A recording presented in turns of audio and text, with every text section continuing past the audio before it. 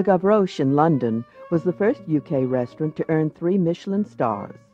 The chef co-owner is Albert Roux. He apprenticed and trained in his native France, and along the way he has chefed in Lady Astor's residence, the French Embassy in London, and the British Embassy in Paris. Here's his cheese souffle. Right, well, the next dish that I've chosen to present is a souffle suisse, which is really as well known in the world as the name Gavroche is for the gourmet. I done first that dishes when I was in private service, because I've never worked in a restaurant until such a time that we acquired the restaurant. I always work all over the world for people who could afford my wages, rich people. And this dishes was done for Queen Mum and became one of her favorites. I'm pleased to say that when I cooked none again for her in private, she never failed to ask for that for the souffle suisse. Extremely rich dishes, full of cholesterol, but what's the matter, you know, it doesn't matter. It's frightfully good. That's the importance. So it's basically a cheese souffle. You have the ingredient up front of you, the butter, the flour, and the milk to do your bechamel. The eggs to put, the yolk of eggs to put into the bechamel, and the white of eggs.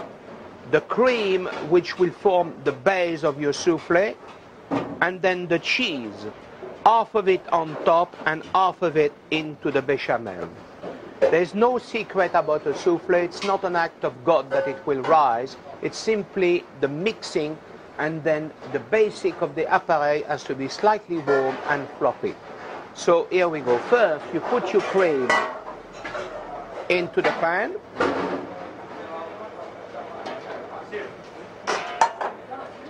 Half of your cheese into it.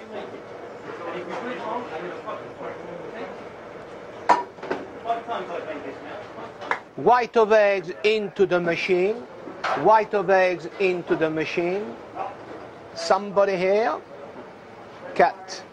White of eggs into the mixer, please. Thank God we're not doing a live program. For this demonstration, we are assuming the bechamel sauce. It's already been made. Thank you. So, my white of eggs, nice and fluffy. The bechamel, soft, slightly warm. White of eggs in.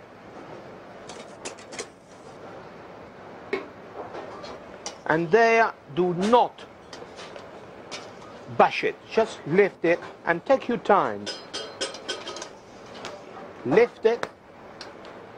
You don't want any trace of white of eggs in your souffle. In another word, you want a tara but tara mixed. And do not bash it. That's very, very important. Otherwise, it will run in front of you. Now, this is what I call nicely mixed. Now, with a spoon, you have your little mold, which have been well buttered, preferably Tefal. They're not Tefal, but if you have a Tefal, it's better. And then you take a large spoon of that, which you dip into it.